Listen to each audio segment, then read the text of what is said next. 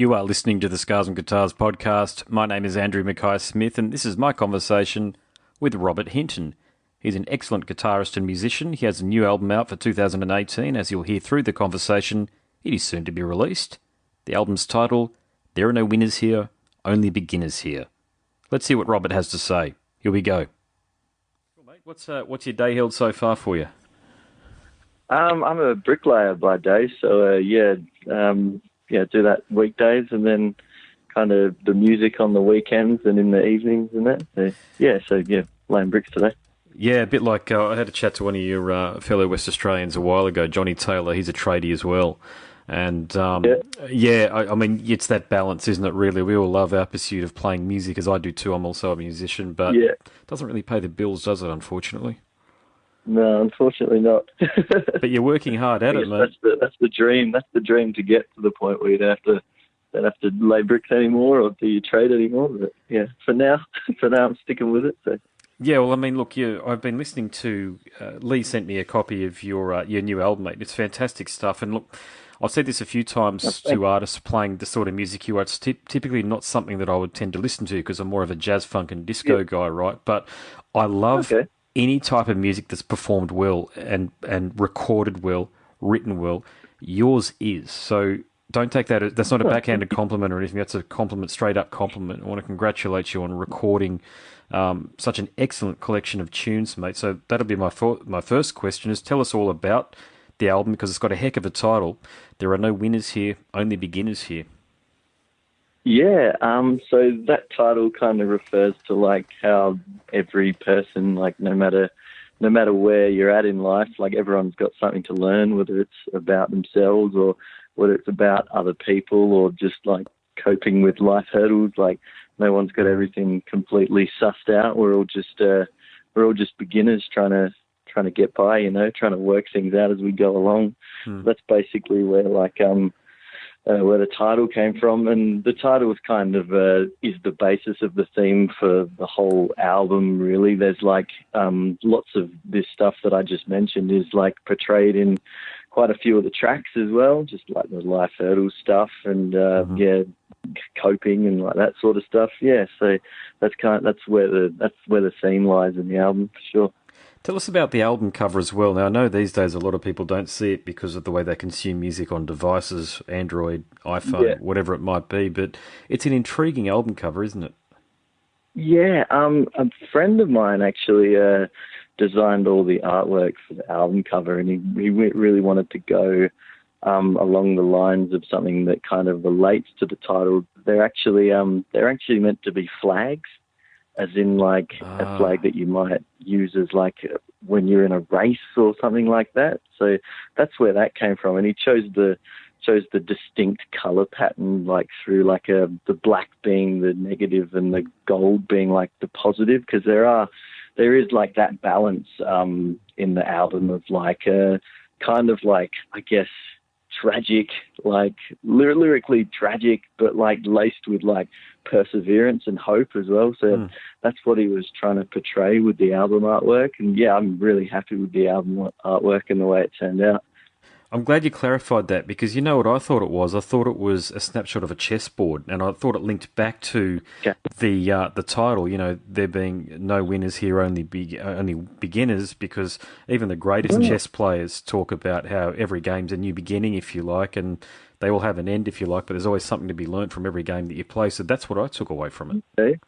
Oh, that's cool. I love it that like different people take different things away from stuff, and I don't like to with like my songs and stuff, what they're about. I don't like to go too into depth of what I wrote them about and what they mean to me, because sometimes that can take away from what someone else takes from a song. I fell in love with certain songs over the years, and when I find out what the person really wrote it about, it's kind of like, hasn't ruined it for me, but it's kind of like, it's changed my view on it. So I really like to let people kind of work out for themselves and decide how they feel about a song and get from it whatever they can. Do you know what I mean? I do, but I do like your explanation because of the way that you've got the black and the gold and the black. It's like the yin and the yang symbol. You know how there's the bit of the white and the black and vice versa. So that ties in very nicely to that. Oh, cool. Yeah.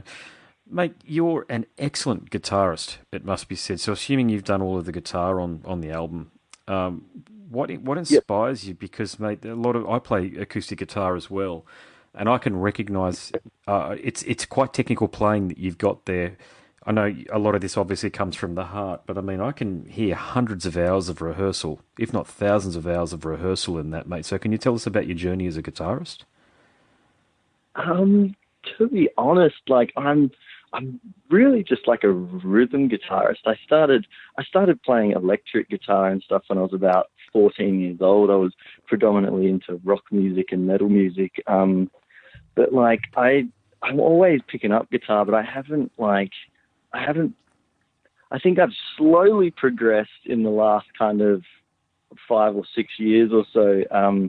As like a songwriter and rhythmically as a rhythm guitarist, but Yeah. like I'm not like a lead guitarist or anything like that. But I think, I think just listening to different music over time, kind of, you explore different little techniques and little ways of playing things. Not like, oh, I'm going to learn all the scales right now and try and shred and that sort of thing. But I think it's just something that gradually happens. Like Yeah. when I listen to my playing like now, as opposed to maybe five years ago when I released my first CD. There's definitely a lot of like different stuff going on, I reckon. As far as like the journey and like the influences and stuff, like I think it's just like a big collaboration of like everything I've listened to and stuff that's inspired me throughout the like all the years that I've been listening to and playing music, to be honest. So when you're working with fellow musicians, whether it be, I know there's a lot of drumming on the album, but bass players, whoever it might be, do you have to issue instructions as such, or do you just trust that the work that they're going to do is going to contribute to the overall picture that you're trying to paint? With the latest record, There Are No Winners Here and No Beginners Here. I did all the bass guitar myself, but I've got a friend of mine. I was in a band with him years ago, and once I'd finished laying down all the bass guitar, I just gave it to him. I said, "Look, play along with this. Feel free to change like whatever you want, basically. Like not like to the point where it's like you're going to play like a funky bass line over the thing, but like you can like feel free to be creative with it, you know." And the same goes for like the drums. The guy who produced the album, his name's Darren Ball, Okay. and he owns and operates Norman Solander Studios. I've known him for years, and he played drums on the album as well. It Cool. kind of made sense for him to play the drums on the album, just because like he was there. But the guy that does plays drums live for us is a different guy. So yeah, similar kind of thing. Like I don't want to kind of dictate to people too much. As long as like we can capture the overall feeling of the song, then I'm pretty happy, you know. Yeah, I understand. I mean, it is often hard in that scenario, and you just said something there that I think is crucial, was that the guy who was helping you produce the album was actually there and happened to be a drummer, so you're able to work with him. And Yeah. because he was so Yeah. intimate with what you were trying to achieve, he knew how to drum. But look, I've been in circumstances where I've been the session guy turning up, and I thought I've done a pretty good job, but only to find out after I've well and truly walked away from my recording session, if you like, that they haven't used my parts because they didn't fit in with the overall narrative. Now, I wasn't given Yeah. like a directive, if you like, or I wasn't told what to play, but they just don't like what you play because it doesn't fit with what they're trying to achieve. So I guess, Yeah. yeah, Right. Yeah. yeah, it's not an easy journey, is it, finding people that you mesh with, even if you get along with them personally, as I Yeah. always did. But Yeah. musically, man, it's like too much chili in the dish can make it too hot, so to speak. Yeah. Yeah. Definitely. Definitely. That's a good one. Mate, I've spoken to more artists now from Perth specifically, but Western Australia in general, than I have from any other state or city in the country by far. Yeah. The vast majority of my interviews have been with subjects offshore, so US, Asia, North America. But I want to know Okay. what's going on in Perth. So I ask this question all the time of people in Perth, but I want to hear what your feedback is on this one here. But what is going on over there, mate? Like, you're another one in terms of your music is excellent. Perth reminds me very much of what Brisbane was like in the late 80s and early 90s when bands like Screamfeeder and Powderfinger and the like were coming through. But the difference between Brisbane and Perth is it's not just the sort of music you're playing, the folk rock thing or or the reggae thing. Yeah. It's the hip hop thing. It's the urban music thing. Yeah. Right across Yeah. the board, man. Perth's got going it on. It got it going on. So what is Yeah. going on over there in your view?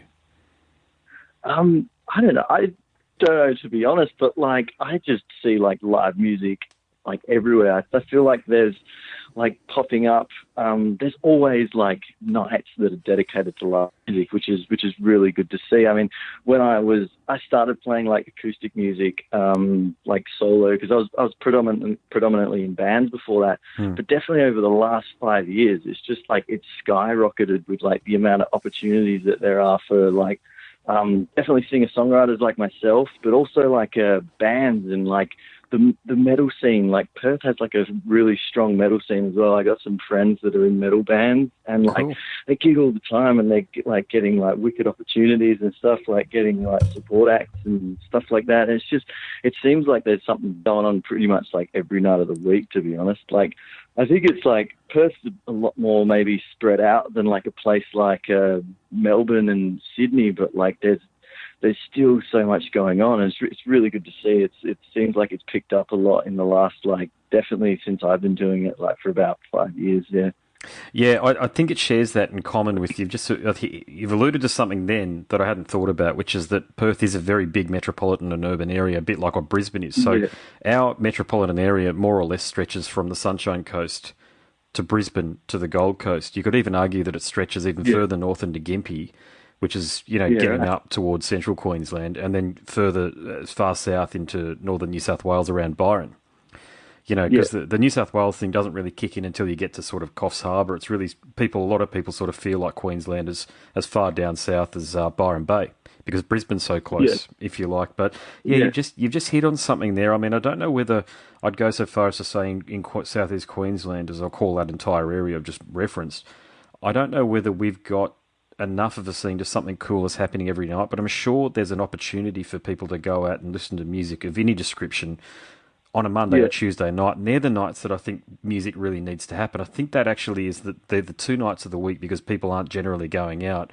You've got your diehards, but people are generally either got families or they're working definitely. the next day, so they can't go out. But it's really cool to hear you say that what you've said there, that there's an opportunity to go out whenever you want, really, and hear this diverse array of music. And another thing you've hit on, mate, is the only type of music, with the exception of one band, which is Rat King. I haven't interviewed any metal bands from Perth, so I'm going to seek a few out.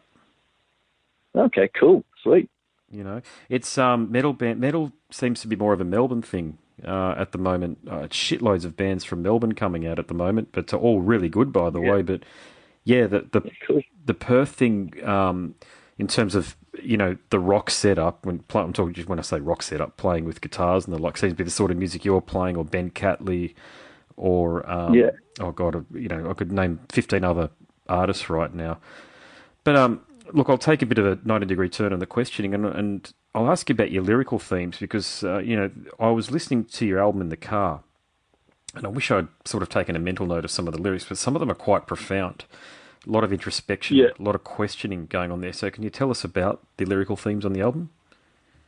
The lyrical themes, like, for this particular album really comes, like, straight back to the title, to be honest. Like, I'd have to kind of, like go through it, like, piece by piece to kind of talk, like, what each song is about. But, as I said before, I kind of like people to, like, go into stuff and kind of get their own kind of perspective on it, and then maybe talk to me about it, and then I'll kind of say, oh, this is kind of how I was feeling when I wrote it. But a lot of songs, like, when I write my music, it's basically, like, I'll come up with something, and it's not until, like, almost later on that you kind of realize what you were trying to say and what you were writing about, once, like, you get the emotion out of the way of, like, where you were coming from, if you know what I mean. Yeah, I do, yeah. So, like, as far as, like, the lyrical content of the album goes, I guess, like, the title is probably the best representation of the album that I can kind of offer, in a short, you know what I mean? Because there's quite a lot going on there. Like, to be honest, it's kind of might take quite a while to sum it up. Yeah, no, that's cool. So, do you think you'd ever do something like release the lyrics on your Facebook page or on your own personal website, that sort of thing? Because I mean that I'm a big fan of really well written lyrics, not mean nothing lyrics like what Mike Patton was doing in Faith No More. With all due respect, where he was just writing the Yeah, first thing that came to his head. And I love Faith No More, by the way. They're one of my gateway bands from yeah, my youth, right? But you would never yeah. say that his lyrics helped you get through a bad time, but I think some of your lyrics will help people to get through a bad time if they listen to them and if they're going through a breakup or any sort of personal catastrophe or crisis. I mean, there's some real gold in there.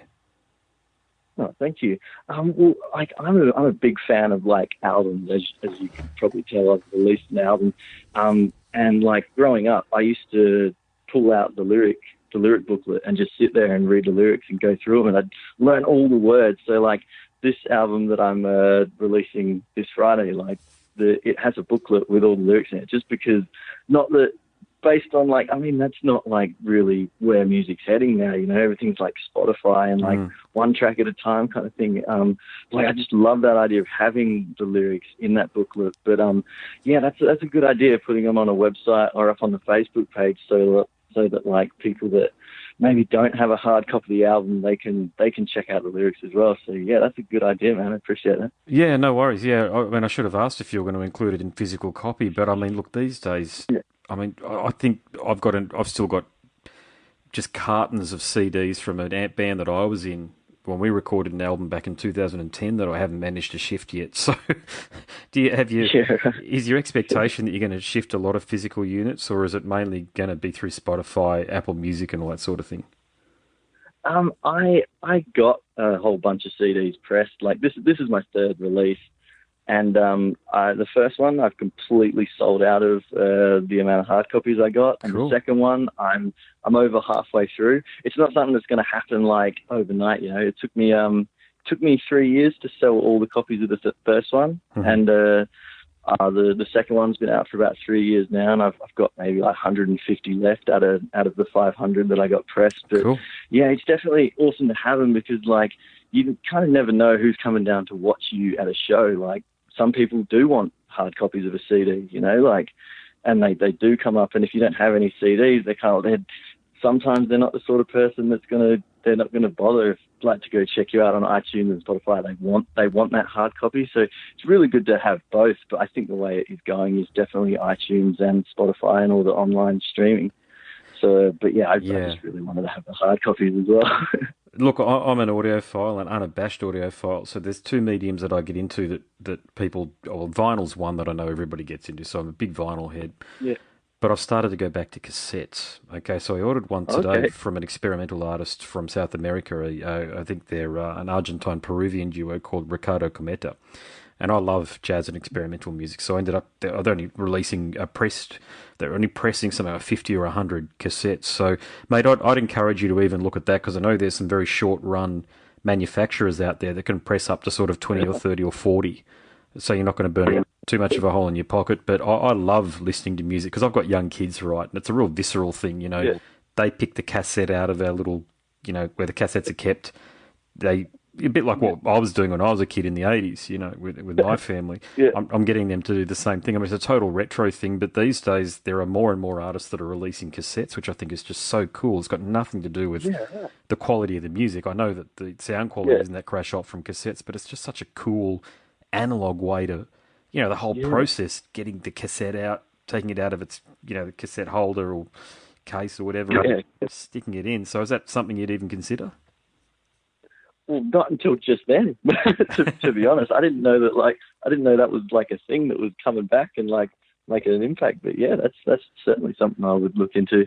Oh, look, I found there was an old fella over in South Brisbane somewhere that I bought a really cool, like, I mean, I looked at the model. It was sold for about $1,000 back in the day. It's just a single cassette player, but it's about as, I'm not technical, okay, so I don't understand why it's a very good cassette player, but the thing was produced in 1988 or 89 or something like that. But mate, it plays tapes beautifully to this day, and got some monster speakers that I've got set up, you know, Dre's company, and yeah, I mean, I just have to unplug the auxiliary cables from the Denon company, right? The Denon brand. So from my Denon brand turntable, and make sure that my cassettes are plugged into the back, or cassette audio loop is plugged into the back of the monster speakers, man. It's just such a beautiful way to wake up on Saturday and Sunday mornings.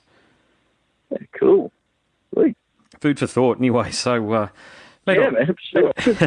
Look, I'll make this my final question.